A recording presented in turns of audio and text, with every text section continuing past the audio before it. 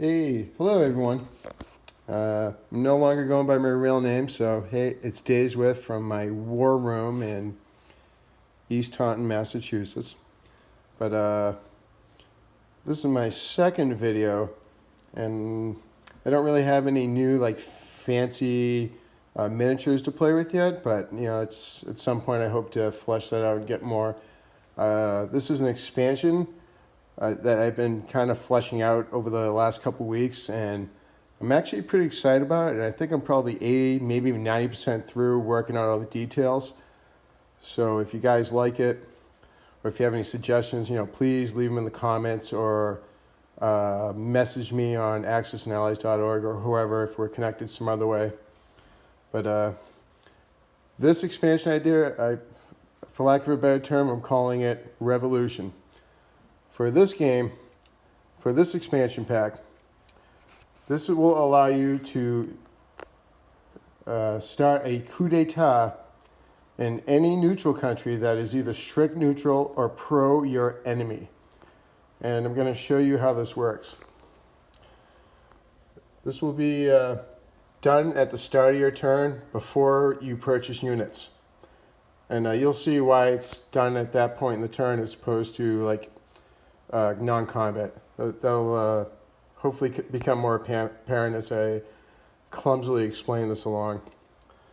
But as I said, you can start a revolution in a neutral country, and the way that will work is you will have to reach that neutral country.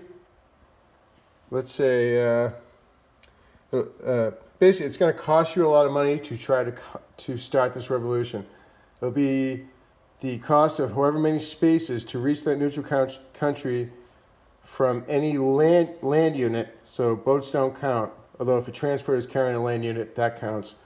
It'll cost you the amount of spaces it takes to get to that neutral country, plus any IPC values, plus the number of any units that's shown on that state, if there's any shown at all. So one way that'd be great to use this, it would be, say, if someone was going to, if you're playing against someone, say like General Hand Grenade, who likes the Middle Earth strategy, and Germany goes first. So let's say Germany wants to start a revolution in Persia, which is probably where they're going to try to take on their first turn and get a factory in as soon as possible. So in Germany's first turn, before they buy units, they decide they want to try to start a revolution in Persia. So probably the closest territory to there would be Romania. So it would be 1, 2, 3, 4. Plus 2 is 6. Plus 2 is 8. So Germany will have to pay $8, and that's a steep price to pay. And they're going to roll one 6-sided die, to see if they successfully cause a revolution there. And if it is successful, I'll show you what happens after that. And my initial instinct was to say it was going to cost, you have to roll a 1 out of a 6-sided die. But after trying to flesh things out, I figured the cost effectiveness of paying $8, you're probably not going to go for that if you have to roll a 1. So I think for this game it'll work out. If you roll a 2 or less, you will see this opportunity to try to start a revolution.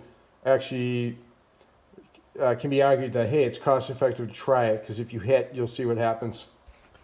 And I'm not going to roll a die, I'm just going to say hit, because otherwise this would be a pretty boring video. So we're going to say Germany successfully causes a revolution in Persia. So we're going to take a German roundel and flip it upside down. And that's just indicating that it's no longer pro-allies. It's now a strict neutral. And as such, the FEC can no longer just walk right in and claim it on their first turn and get the factory right up as soon as possible. It's now a strict neutral. So the FEC has two options at this point. They can violate strict neutrality and set that rule where all strict neutrals are now pro-Axis, or they could also try to start a revolution on their own to flip it back to pro-allies if they're successful. But if they do that, it's going to have consequences. just like this revolution had consequences besides turning the pro-allies neutral into a strict neutral. Whenever a revolution is successful, it's going to destabilize the state, and people are going to flee. Refugees are going to pour over the border in every bordering state. The immediate effect of that is that these refugees are now destabilizing these neighboring states, and they're taking up resources that were not accounted for initially. So every state that now has a refugee produces one less IPC. So Iraq would be one. These two don't have any IPC values. So as such, they're basically -1, which only means anything if you were trying to cause a revolution, which basically you would do the whole count to your spaces to get there, subtract 1 for your cost. And so that on its own isn't too bad. Hey, look, these are all neutrals. No one has them. It's not cost. It's not. No one's losing money there. However, for 2 turns pass with a refugee camp in a territory that has no troops. Again, for two turns, not one. For 2 turns, if this stays as is, after 2 turns, these become failed states. Failed states. This region is in complete chaos, and people are pouring over borders everywhere. So you probably like the UK and Russia do not want to see failed states on their borders, because what happens with failed states is once there's a failed state, any bordering state that doesn't have any land troops in it, if that failed state remains next to an empty state that has, for 1 turn, that neighboring state is now a failed state too, and it keeps spreading until troops come in and put a stop to it. Now, what does failed state mean besides like the immediate rush to have all the states around it collapse? That state is wiped off the map for the rest of the game. If it had a IPC value, no one can collect that. It's gone. It's gone for good. And and also a failed state, any side can move in and take that state, but it's not worth anything.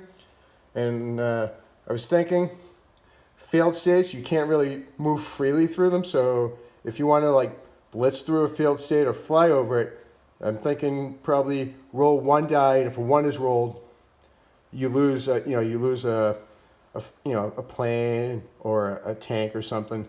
I haven't really fleshed that out, but I think that's probably a good way to go about that. But that's the gist of revolution, and you'll see. This is probably the most valuable and makes the most sense, but like I said, Germany has to do it on the first turn for it probably to work at all, because if they don't, FEC is going to take this, and since there are troops there, you can't cause a revolution. And if any of the neighboring states are failing or have refugee camps in it, they're not going to topple a state that has troops in it. So that's that's the starting point of this. And so like I said, this is the main where this will probably be the most fun to try it. You could also try it in Sweden for probably both the Axis and the Allies. Again, let's just see. I just don't have another round to handle. Let's just say Italy goes 1, 2, 3, 4. Plus 6 would be 10. Plus 3 would be 13. So Italy's going to spend $13 it probably doesn't even have to spend. And let's just say they're successful. Boom, upside down roundel. Sweden is now pro-Axis. So you can move one of these guys in here, and now, boom, Germany has an additional 6 infantry without, violating strict neutrality. But the downside of that is, there's a refugee here. There's going to be a refugee here. And for this game with refugees, the way to deal with them, the Axis, they're the bad guys. If they want to, they can just murder them, but they have to wait one turn to completely murder all the refugees. Or the Axis will also have the opportunity to do what the Allies have, because the Allies are the good guys. They can't just murder refugees because, oh my God, the press will have a field day. And geez, that's pretty shitty too. Don't murder people. Don't be the bad guys. But one thing you can do with refugees to try to clear things out, you can move refugees to a capital. And let me just show you how that's going to happen. And if refugees are in a strict neutral, you can declare you're making a humanitarian intervention, and so you won't violate strict neutrality. But once you make that declaration, you actually need to follow through with making the attempt to get that refugee back to a capital. So in this area, you're actually pretty close to Calcutta, so that can be accomplished pretty quickly. And no matter what happens, if a revolution happens here and all these refugee camps pop up, England needs to respond immediately. They can't just let that fester because of failed states and it cascades, because revolution tends to travel. So, yeah, let's just see. Yeah, you got transport here. And just to make this move along a little quickly, let's just say these guys were there. Let's say it's the second turn. This guy's here already, and he's kind of, got the chaos that's happening in the state to calm down. And refugees need to be escorted. They can't walk alone. They need at least, some land unit to escort them back to the capital. So this guy's going to pick up this refugee. They're going to get on this transport. So again, this is turn 2. 1, 2, and this guy's going to get off with, so clumsy. Boom. That refugee has now been, is now a citizen of the UK, and white people are screaming, white genocide or something. But this guy is valued. He's now contributing to the war effort, and now India, instead of 3, is worth 4. For every refugee you successfully transport back to a capital, that capital goes up 1 IPC. And I hope everyone's following this. Let's see what else we got. And for this rule too, that actually does bring Mongolia into play. Pretty much it's going to be only Russia or Japan. But Russia or Japan could go ahead and try to cause a revolution in any of the states. And let's just say Japan starts a revolution, and I won't even try to pronounce it. And let's say they're successful. They can move a guy in, and now they get an additional 2 guys that are Japanese. And the same thing can happen with Russia. They could start a revolution there, be successful, move a Russian in, and now they get an additional 2 Russians. And this does not, once you start a revolution, instead of the strict Mongolian neutral, it's now, here it's pro-Axis, here it's pro-Allies. So it doesn't violate the Mongolian rule. Down here probably is going to happen early in the game, but no matter when you try it, it's going to be a lot of fun. Italy or Germany probably can try to start a revolution in Mozambique or Angola. And if it's on the first turn, these guys are probably still here. But probably by turn 2, they're probably gone. These guys are either moving up or transport came and picked them up and this boat's off. Maybe in the Mediterranean or over in the Pacific. But this is probably going to be pretty empty. So let's just say, let's say it's turn 2, turn 3, and Germany is doing well, so they have money to burn. Or let's just say, all right, let's just make it easy. Italy, because I don't want to count that much. Italy, let's say, so you have land units here. 1, 2, plus 1 is 3, plus 2 is 5. So Italy would pay $5 to try to start a revolution here. And I don't know what I used my Italy chip for something else, didn't I? Okay, so we're going to use a French chip here. Let's just say Italy's successful revolution. The strict neutral obviously is now pro-Axis, and there is a refugee camp now in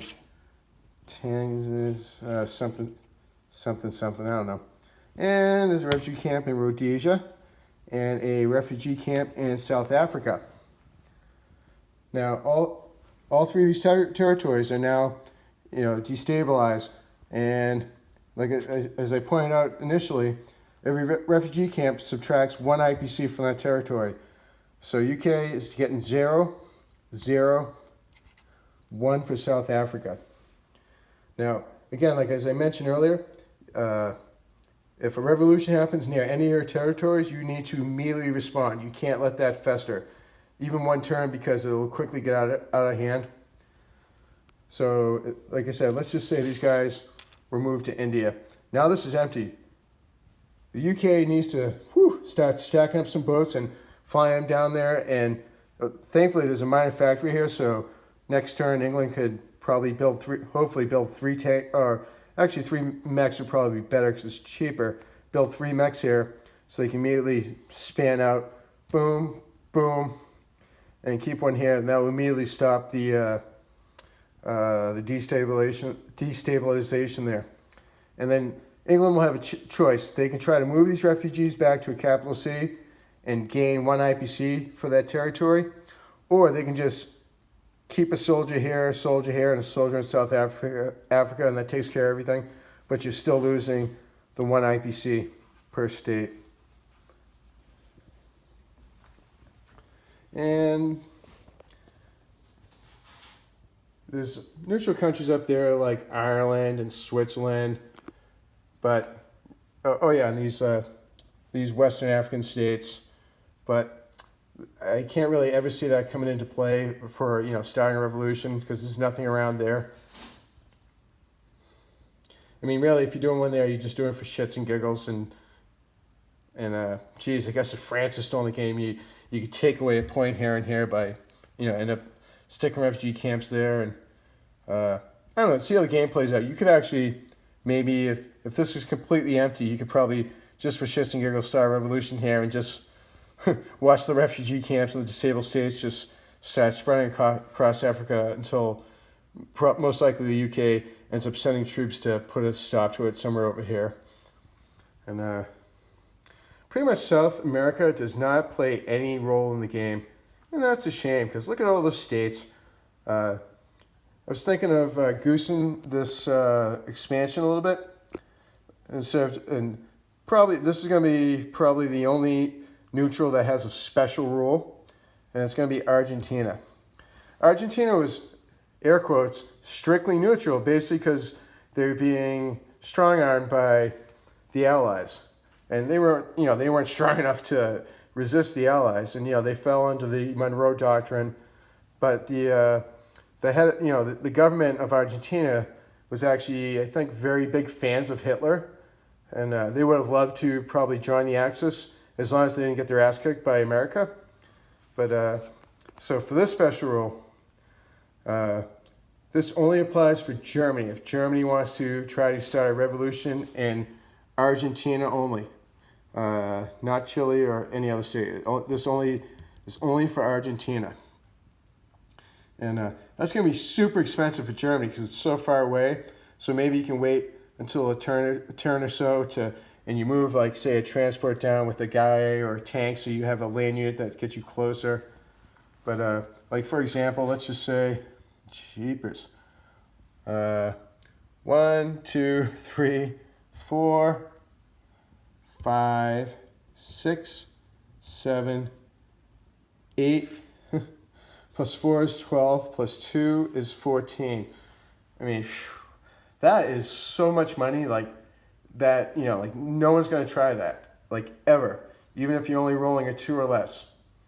Unless maybe you might make it worth their while.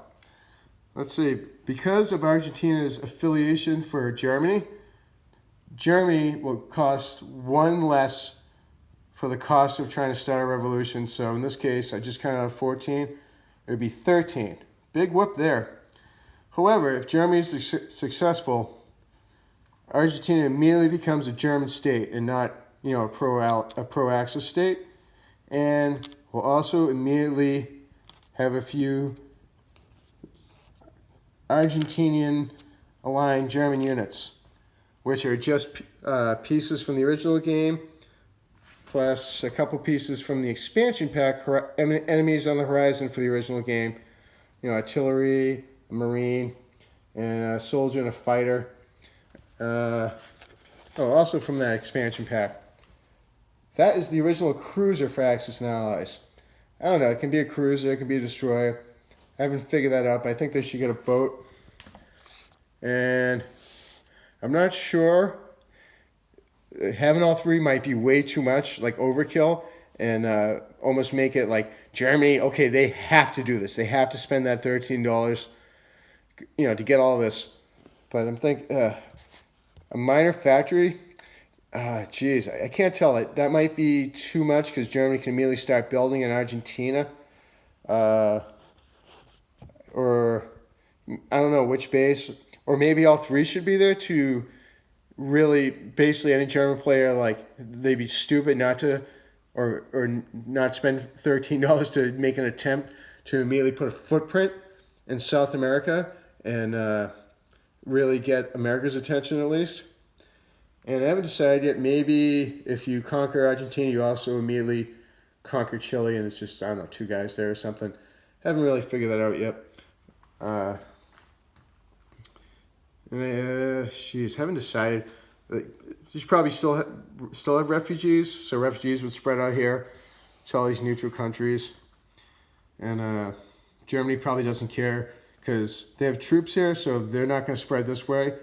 Those failed states are going to spread north, and that's going to cause extra trouble for America.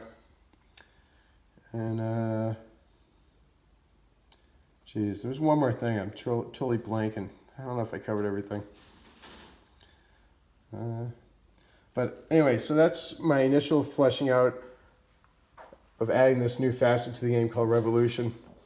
And really, it's the destabilization that happens after Revolution that really puts a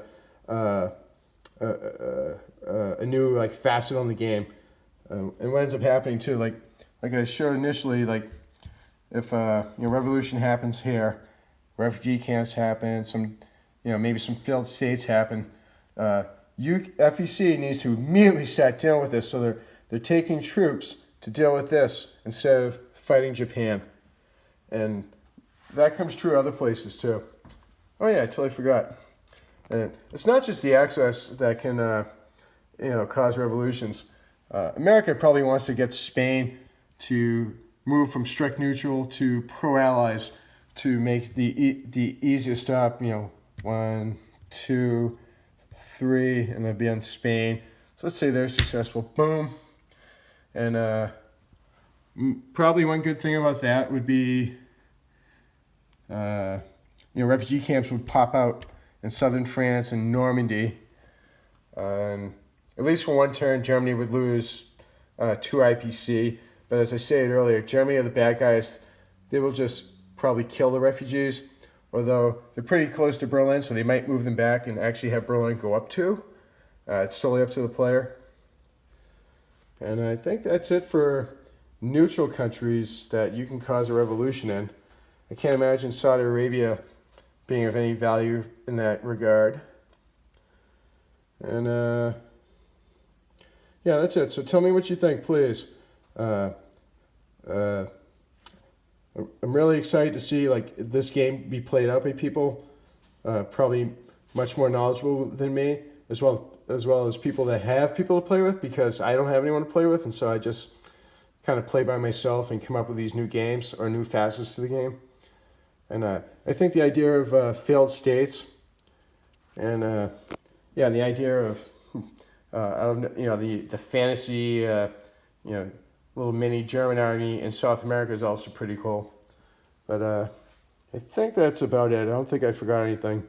But I hope you guys enjoyed this. And I eventually want to actually, get 3D miniatures or some special markers or roundels to, symbolize refugees, failed states, etc. And if I ever finally get to that, I'll make another video showing them. But thanks, guys.